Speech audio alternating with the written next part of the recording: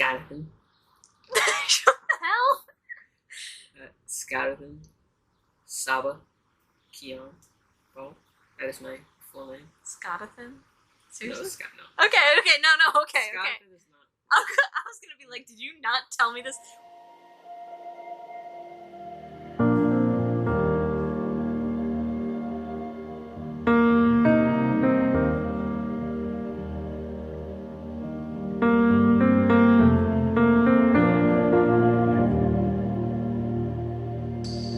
I've been sleepless at night, 'cause I don't know how I feel. I've been waiting on you, just to say something real. There's a light on the wrong, and I think you know. Morning has come and I have to go.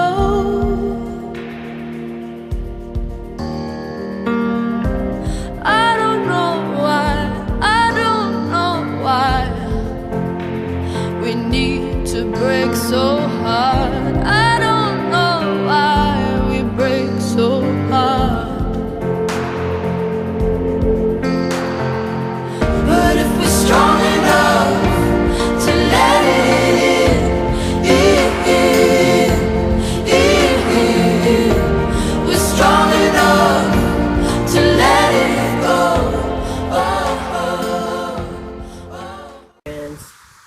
Someone who's transgender is someone whose gender identity does not match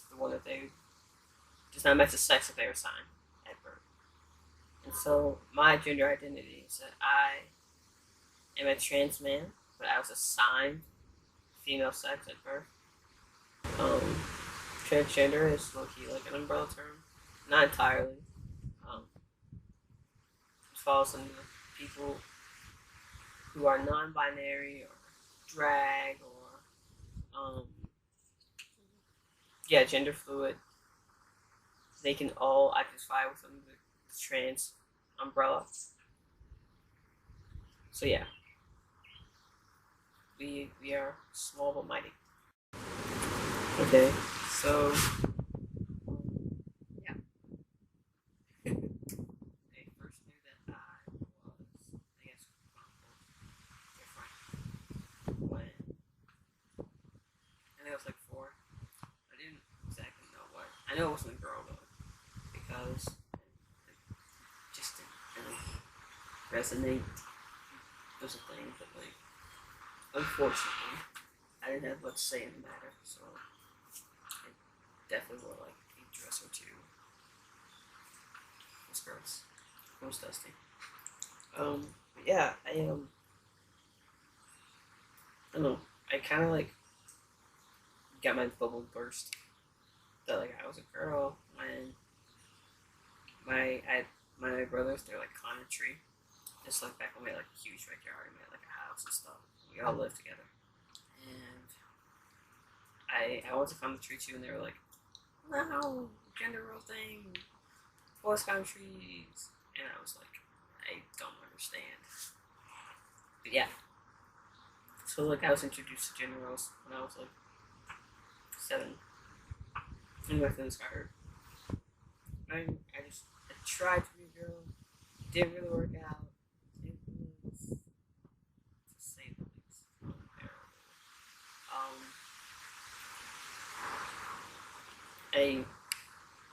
In middle school, kind of came out as gay because I was like, that's simpler, that's easier, it's like one part of my life. That's like low-key expected.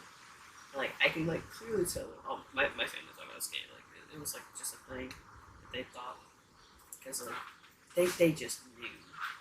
Like it oozes out of you.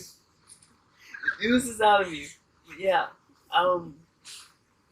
So I came out as gay in middle school, and I was just like, yeah, I'm gonna do this. This is simpler. I guess I can be happy, and like, no, it's much easier to understand. And then also like I don't know if I wasn't ready for. I don't think I was ready. I was definitely ready. Like I don't think my mom or much less anyone in like my family, immediate family like that was like really ready to hear that, hey, the person you raised from like childbirth to age 16 isn't necessarily the person you think they are. They're born in the wrong body. I don't. My mom was definitely not ready for that conversation. But around freshman year of high school, I learned that you can't necessarily be ready to hear that. Like, no one's going to be ready for something like that. No one's going to be ready to hear that, you know, their kid who's born in the wrong body, nobody's going to be ready to hear that, oh, we're going to be like a dad. You're going to be a mom. You know, like, no one's ready to hear, like, those monumental things. So I came out. It was... yeah, it was interesting. Because, like, well, internally, I was, like, bouncing off the walls because I told my truth. It was short lived because like that was only the first part. The second part was actually living your truth. And so I picked a name. I went from Alex to Scott. Picked out Scott in the shower. It was it's where the best ideas come from. In the shower and on the toilet. But yeah, it was time to start living my truth. And so when around like I don't know, at the end in the beginning of freshman year and like during the middle I started telling some of my close friends and whatnot. And like they referred to me as Scott, they used like, you know, male pronouns, he and his, and that made me happy. But that only like went so far. And I don't know, it was it was a temporary kind of fix. So like mentally, I knew that I needed more. Like this, I couldn't be like half-assed about this. Yeah. Well, so like around sophomore year, beginning, my mama came up to the school. And she says that, you know, it's totally okay if like your teachers and staff calls you Scott and call my kid Scott. Use whatever pronouns that that you want. It's fine. Like they can do that. And so that was like the beginning for the school. Telling my teachers that, hey, I want to be called Scott. I know it says this in the roster, but this is my name. Okay, so Scott was my first openly transgender student in a classroom, but I think the biggest takeaway from it for me this year was that it wasn't a thing. Yeah. To me, like it didn't affect our interactions. It didn't affect how I treated you in class. I don't think anyway, and you were just Scott. There is nothing that Scott has been through or nothing that Scott was going through or nothing about who Scott is that made it anything but a high quality relationship. I did have a heads up because I'm good friends with your 11th grade teacher. Of course. And so, you know, it wasn't like I didn't know before the school year started. And I don't know if that helped me, like, mentally, like, ignore the printed name on the roster or anything better. But I think the biggest takeaway was, again, that you're just a student, just like any other student. And so as long as that's the mentality from the beginning, there's not really any big deal. I mean, I think most of us want you just to turn out to be awesome people. And if we can influence that in any way through what we do, then we've done a good job. You know, it's not, do we play the most right notes, then we're a success. No. It's not even do we make the most music and we're a success. It's do we help you guys turn out to be better people or even just grow and learn yourself. So that means a lot, because that's probably the biggest reason I got into teaching was to help. I don't know, maybe it's because as band people, we were band kids too. And I guess traditionally band kids kind of like, kind of dorks. And so we went through it. And I can't speak for other directors, but like for me, you know, I thought one of the things becoming a teacher is I want to help kids have a, you know, better experience maybe than I did. Scott, we met like first grade. Oh. That was when we Alright, that was a while ago. The only thing I remember from like that time was that like we were buddies on the playground and Rebecca Shane was obsessed with you and she'd like follow you. Is that a thing? That was an actual Oh my thing. God. And I remember like specifically because I was like the shady back then. Nothing. That. Oh, I just remember our animal sonas we had with you, me, and Marie. We had no, because we had that first grade project where we all had to choose an animal, and we wrote like our first essay about it, and we went on the playground and we pretended to be those animals. What was your animal? I was the mountain lion. What were you? I feel like, see, I want to say like I was like a bear or something, but like let's be honest, I was like a fish. Maybe. Oh, A jeez. fish or a One- turtle. one- I remember it was green though. The One of plate us was green. one of us was aquatic. That was definitely a thing. Oh, jeez. I don't remember it. I'm I just like gonna this was assume, I'm literally just gonna assume that I was slimy. bro, So 11 years ago. Oh, I don't okay. remember So this. that's how you first met. So that's when we first like became friends. this And is then your we- worst slimy. We chilled Yeah. throughout elementary school. This But is true. I don't remember much of you from Woodbury or middle school. This was like I had golf. Scott, in 4th grade, when you transferred to Fernway, and I would just like to say that. in 4th grade, you transferred to Fernway, it was on the blacktop, because 3rd and 4th graders weren't allowed on the playground, because that's where the little kids were. Oh. And so we had to like find other Yeah, stuff. we really weren't. Which is like we didn't think about it. It was actually really mean. Yeah. We were like, like we were like 10. there was like a woman like blocking us off from going to the playground, and she was like, "What grade are you in?" Great, you Boy. went. And so, like, if you were a 3rd grader or 4th grade, you had to stay on the blacktop, and if you were kindergarten through 2nd grade, you had to like stay on the playground. It's very I remember. fascist. Yeah. Okay. I but mean, that's like as close as Authoritarian. yeah. Yeah. But so anyway, so like we had to find other ways to entertain ourselves. So one of the ways was Foursquare. Foursquare was lit. Foursquare at Foursquare Fernway was got lit. so intense. Like they had to have like 3 adults standing over I'm there not managing your it. boy. Yeah. And like kids were like throwing tantrums over Foursquare. Kids were fighting over Foursquare. I want to know the anecdote. And so like a bunch of us would like go and play Foursquare every day and like maybe kill each other, maybe not. You know, it was a day by day thing. But yeah, I met Scott because we were like, you know, there was like a huge line to get into the square. Yeah. Oh, Yeah, and we would like And we would always just talk wait. because we had to wait in line. Scott was our chaperone on our first date to Cedar Point because Jim and I were so awkward. We didn't know how to hold hands. We were walking around like this. And Scott was just, you know, he was a good guy because going to an amusement park with 3 people, I think, is probably one of the hardest things that has ever happened. We all knew each other kind of vaguely. Freshman lunch, it was. I was the last Yeah. addition to the group. Even though I knew you. Like, guys. and I've known Okay, you since 6th grade. I've You're known right. all of you for a long. I've known you since preschool. I've known you since preschool. You since 4th grade, 6th grade, yeah. 7th grade. Pretty much as soon as like all of us like, As like soon, yeah, yeah, the first like available. the earliest available time, I like knew all of you. Well, we didn't all like get together. Directly. Yeah. I'm a Baha'i.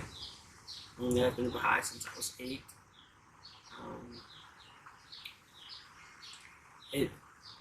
Baha'is believe in the oneness of humanity, the oneness of religion, equality between men and women. They believe in one God. And so this is just a faith that just subscribes to like unity, love. And so when I came in with Scott, it kind of like, really kind of, it did shake things a lot. And in Ohio specifically, Ohio's trash. But the Black community in Cleveland, it's full of a lot of old generation Baha'is, and so it was hard for them to understand me transitioning into this person that it's just a different gender, you know, it's just identifying in a different way. It's not that, you know, anything about me, personality wise, or mental wise, or emotional wise, was changing. It's just like who I am on the inside needs to start matching who I want to be on the outside. And so they couldn't really understand that process, and for that reason, we had a lot of problems. I had a lot of how to say, I don't want to say problems, but like situations where I'd go out of town for like live events such as like institute campaigns, youth conferences, intensive training programs, outreaching, and you go out of town and you like get lost in certain spaces. You know, girls sleep here, guys sleep there, and that particular summer or that year, I stayed with the guys a lot, and it wasn't a secret. I wasn't trying to hide who I was. I would tell people that needed to know that I was trans and I'm Scott, and you know, this is it, and they were fine with it. And so I remember I had stayed in Ann Arbor with boys, and I remember specifically thinking that, forgetting that like I was trans, like I was normal, like I was just Scott there, and that was really cool. I had never felt that before until then. But like I said, a lot of older generation bias here, and so it was just really hard for me to wrap their mind around it. And so when I heard that like I was doing all this, they got mad and decided that I need to be quote unquote punished. So they sent me this letter, and it said, you can either go as a girl or you cannot go at all. And so I think that with the older generation eyes, not all of them, but specifically the ones here had this mindset that, you know, well, who would want to go to like Helen? Who would want to go to these things? Hang out with you? Who would want to do these fun things? Well, I'm clearly different. And so I was like, I'm not gonna go. I can't afford to spend, to have my mental health be on the line to make other people happy. I did that for 16 years. Kind of tired of doing it. And I don't need to, I shouldn't have to. So I was just like, I'm not gonna go. So for the next 2.5 years or so, I was just an active high. I didn't do anything, and go to feast. I didn't go to devotionals. I didn't really see anybody. I kept to myself. I didn't talk to any of my friends who were outside of Ohio. Cleveland was like its own situation in itself. I talked to like 4 Ohio's at max. It was weird. It was weird. I was sad because I couldn't understand a faith where it was about love and unity, where they were saying I couldn't go somewhere to like learn, serve the cause, because I identify a certain way, and they didn't understand that. And so I was really questioning a lot of things, especially like being a Baha'i. But in reality, I can't, especially because it's not the faith, it's back, it's the people that, you know, interpret writings and swear. They just choose to do things their own way, and it's not fair.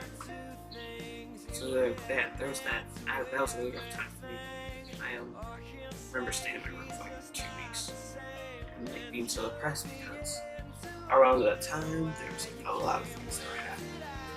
And I would get texts, like calls, like Snapchats. You know, I wish you were here. So and so says hi. Why don't you come?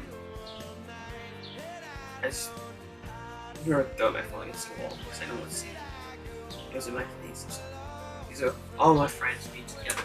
I was like, I should be there. I could be, but I can't be there. it's not because they were literally stopping me. They were giving me a choice that wasn't really a choice. Before class ended, when I was with you, Mm-hmm. I wrote you a letter. Yes, you saying, did. Like how much he meant to me, and like I was like, thank you a lot, because of this one relationship, one bond that I created during sophomore year, I was able to like get through high school that much easily, and like that meant the world to me because I watch a lot of news, and generally, when you look at trans people on the news, it's not for anything great. And I know a lot of kids have it a lot harder than I do. And so just having him and having you, it was just literally life changing.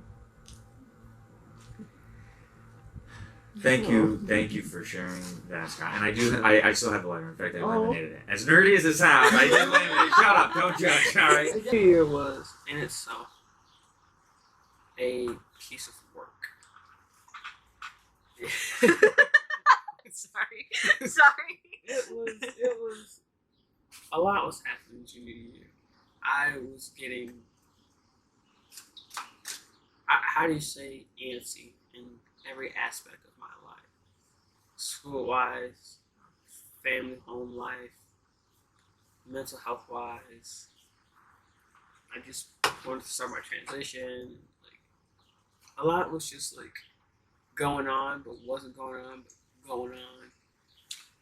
So it was definitely a test of character for me. But one thing specifically was that like I was constantly getting hounded to be this trailblazer from both the people at my school and kind of like in the pie world. The youth are some of the most influential people in this world. And so, and especially in, the Baha'i community, youth can change the world. Youth will change the world, in fact. So, clearly it's the year 2017, we live in the 21st century, and all of us speak liberal, most of us. And, but they understand my situation.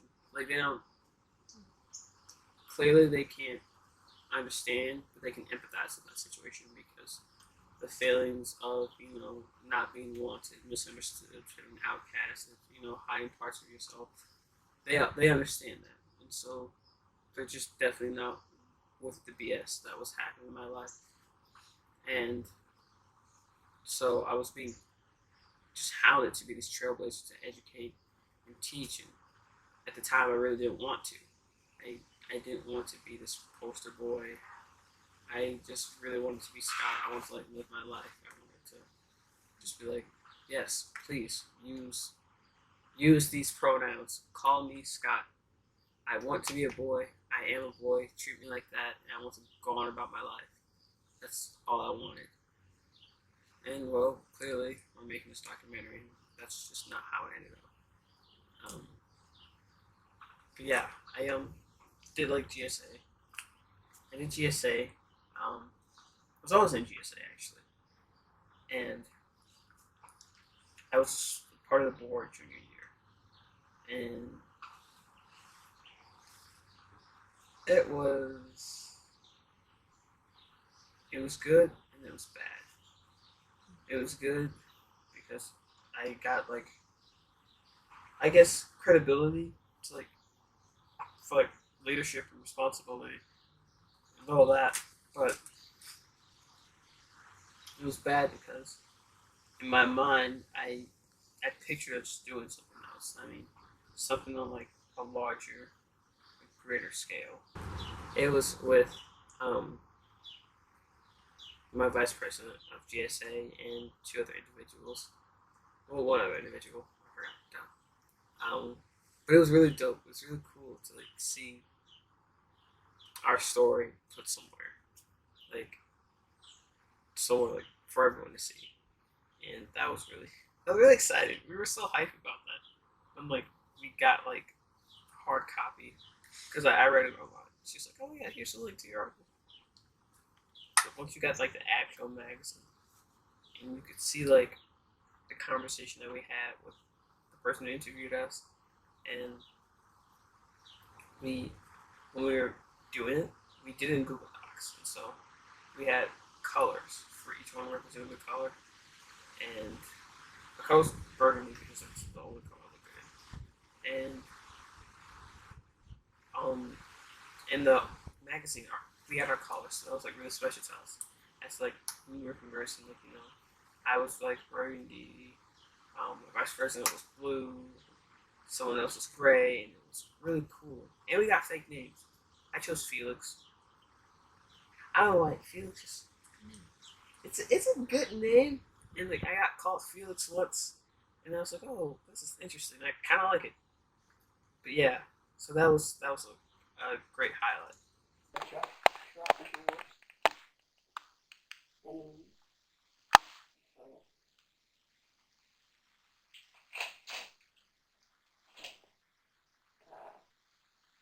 So I have to switch out Neil because testosterone is thick. So we have to use this needle.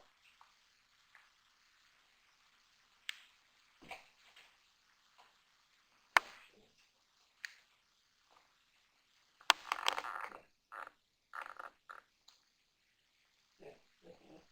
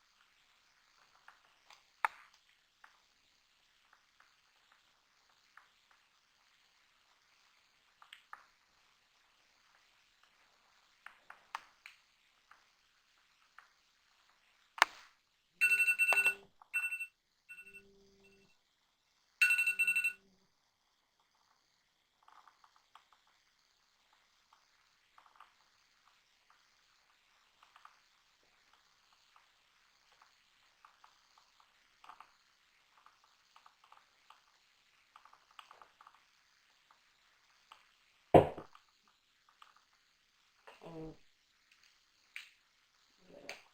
push it to straight line.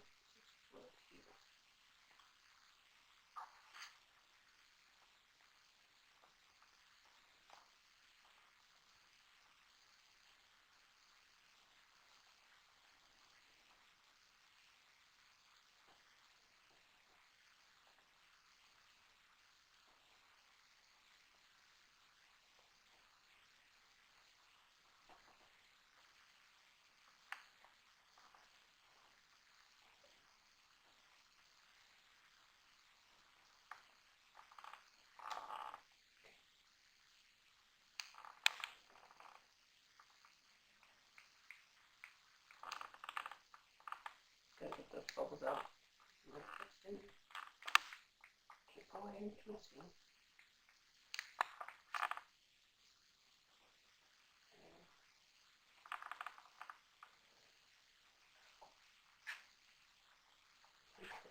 You out.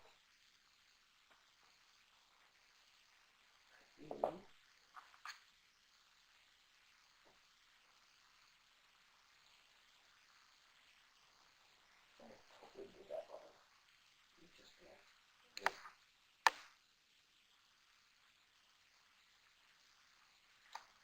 Junction. Go.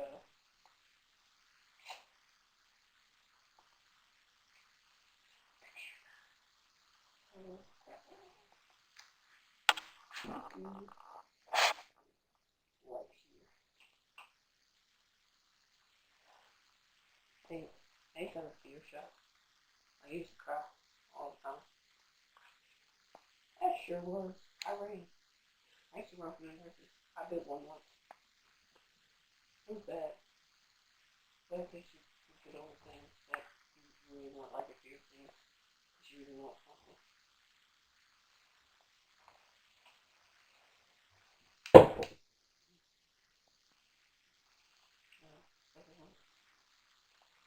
This never gets any easier. I don't know why. I just doesn't. So you kind of relax the legs here, pinch, and just.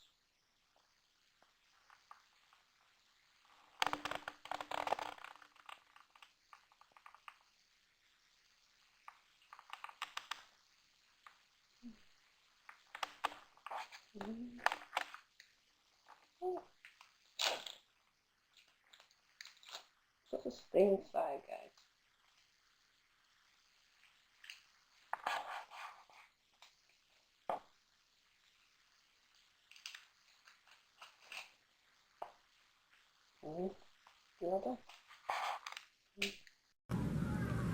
Okay, so Scott is the kind of student who I look forward to seeing in class because he will make me laugh, and when I need to take a deep breath or I need to laugh, I can look to Scott and we can laugh together. And he sends me cat pictures and cat videos, so that's all you really need. It doesn't mean he doesn't need a kick in the butt every now and then or a lot, but it's really nice to have students that you can relate to and who relate to you, and you feel like you can talk to them like real people. Know how it be kind of like the success of PSA as it is now. I mean, I think kids are more aware, they're more educated on like their rights and who they are. They feel more comfortable in a school that necessarily isn't always tolerant, isn't always as open and as accepting as it says it is and should be. And I think that they're in a good place. I'm leaving them in good hands. I'm very happy about that. But they're also like kind of like trials. There's definitely issues with subs, yearbook, straight up the school and administration. Yeah, it was like all incredibly trying. I'm willing to put myself in a comfortable situation and be okay with that. In hopes that it'd be better for you, so that way you wouldn't have to do that. As in y'all, as in the college. You love me, Scott. Okay, so when I went into teaching, I love books and I love words and I love writing, but that's not why I became a teacher. I had a teacher who I credit with, I think, saving my life as a very troubled teenager. And I always thought that if I went into teaching and I could have that effect on even just one kid a year, that'd be like 35 kids to have a profound impact on. And if I have some impact on another handful, some important impact on another handful each year, and I'm a good teacher and teach stuff to the rest of them, then I think that that's a pretty noble calling. And so I have always had a soft spot in my heart for kids who are different or troubled or hurting or broken in some kind of way. And in a way, they're my favorite students to teach because if I can get through to them, if I can support them or help them in any way, then I feel like I've done my real job, no matter how much they might have learned about reading or writing throughout the course of the year. So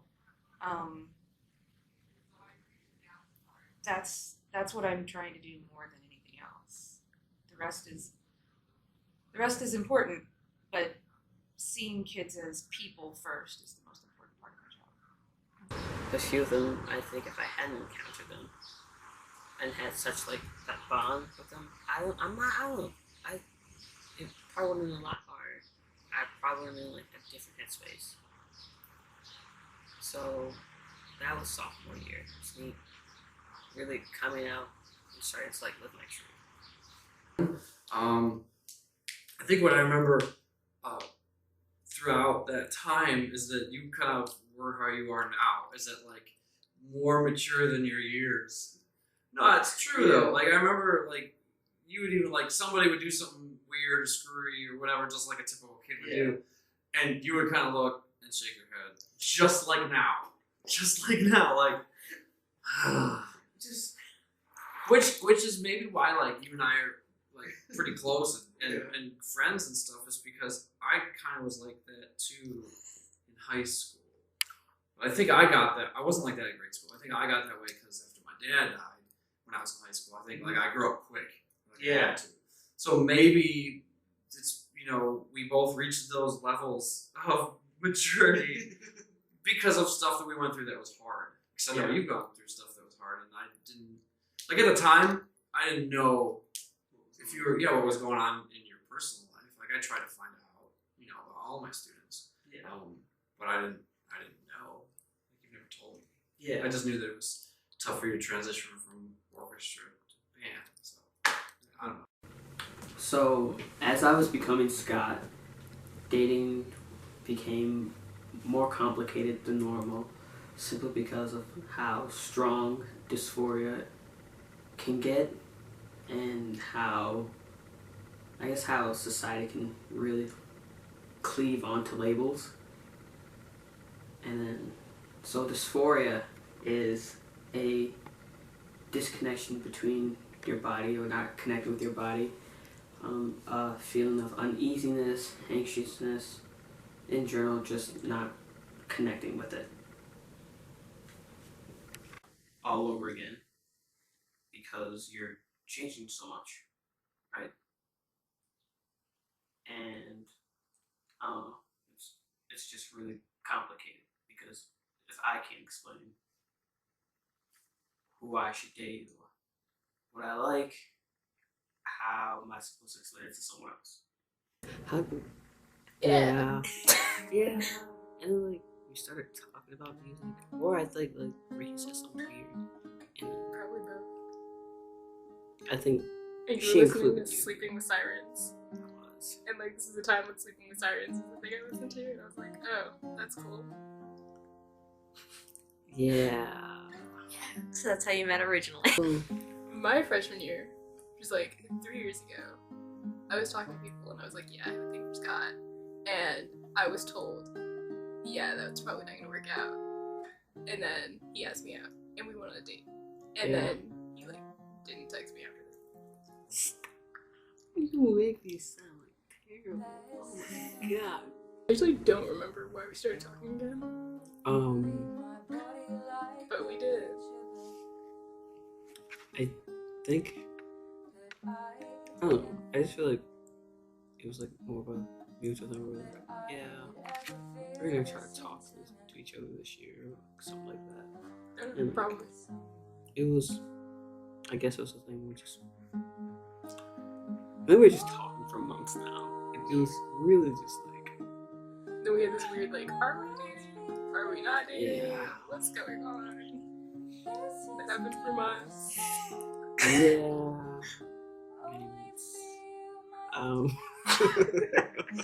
Oh my god. Say it out loud. It sounds really bad. But yeah. I mean, so, we got there. I invited her to a haunted house, which is a Christmas party for Bahamas. And I got her this bracelet that said some things are worth the wait. And do you want to explain that? Yeah, it was a little thing. Our school made us do a poetry contest that I didn't want to enter but was forced to. I didn't win, which I was bitter about, so that was pretty good. I was like, yeah, Scott, I wrote this poem. He's like, oh, it's cute. And then we moved on to the conversation. Then he engraved it on a bracelet. And it was cute. That's so cute. Oh my gosh. I used that to ask her out officially. That's how we got together. It's 5 months? 6? Numbers. It's May now. We're there. Just Yeah. Basically. So this tattoo right here, it says I was home free at last, and this is September 7th, and it signifies the day that I really began starting my hormonal transition, to have like the outside of my body match the inside of my body, and it felt very freeing. It was probably like one of the happiest days of my life, when I recall it. So yeah, I got this tattoo a couple of days afterwards, and it was pretty great. It's pretty lit. I think to value you and see you as a whole person, one has to understand what you've been through, Right. and the transition that you've made. While I was on the surf trip, my friend Kat, she hit me up on Facebook. She was like, "Hey, can I put you in contact with this guy? Because he's really cool, and I think you're really cool. And you two should be friends because you're both awesome people." And I'm like, "Yeah, sure." It's not a thing. He hits me up the next day, and little do I know that he is also trans and he's also hot. So he tells me this, and I'm like I'm freaking out. I don't know what to do because I can count the number of trans people that are Baha'i and transgender on one hand. It's like he made number 3. One is like in his late 30s. He lives in Alaska. The other one is like 9, and she lives in California. And so it was really just incredible to, I guess, quote unquote, meet someone who I've been looking for throughout this whole process. Who's an actual youth, who's like my age, and he's Baha'i, and he's trans, and it was just so cool. The day that we like started talking, we Skyped for like 2 hours, and it was just, we were just really raving about finding each other, because while he made number 3 of trans Baha'is that I knew of, I was his first. And so he's had this feeling of like, being completely alone for a while. And I can only imagine how he felt when he was like, "Hey, there's someone like me out there."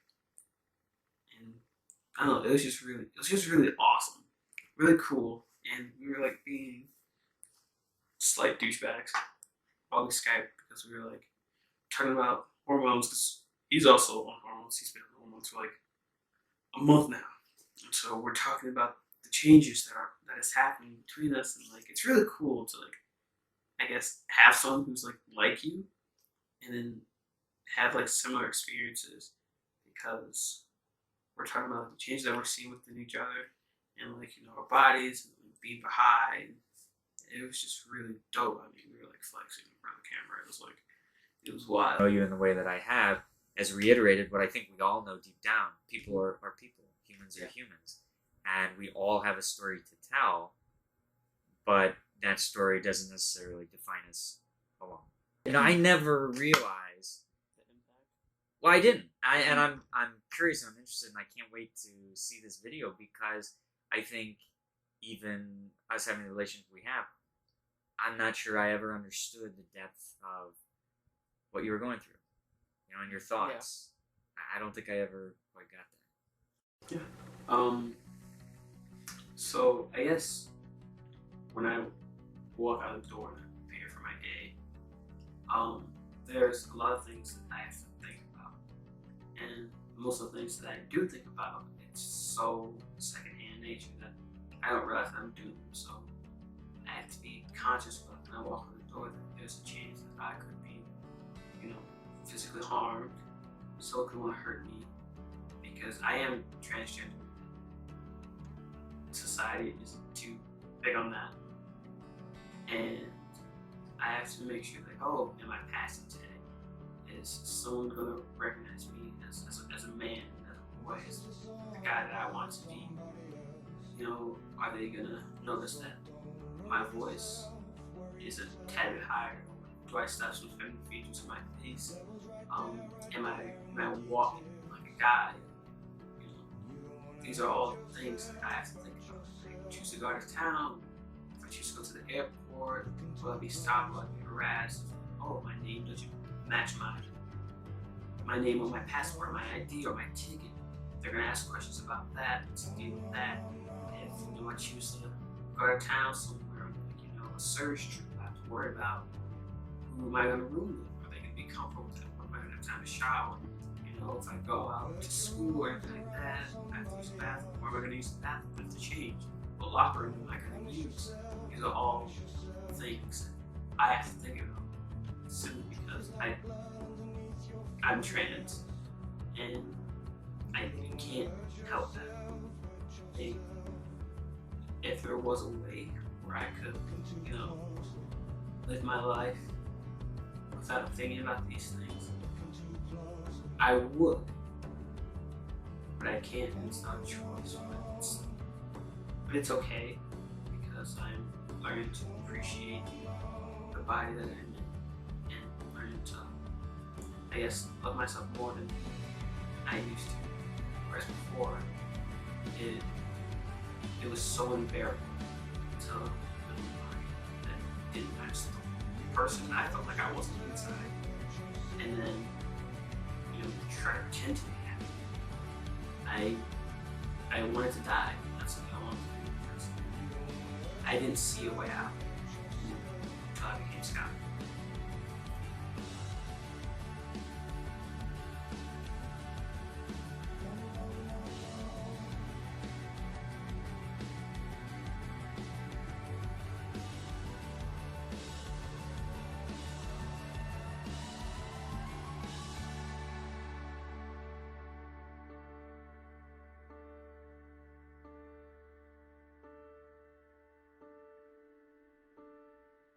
I could be wrong about anybody else.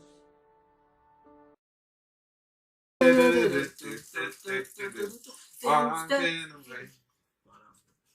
I don't know what to say, but to say it ain't right. Yeah. Give me the I'm a lyrics. sinner. I've been waiting for your love to Take on me. Take on me. Take me on. Take on me. I'll be gone. In a day of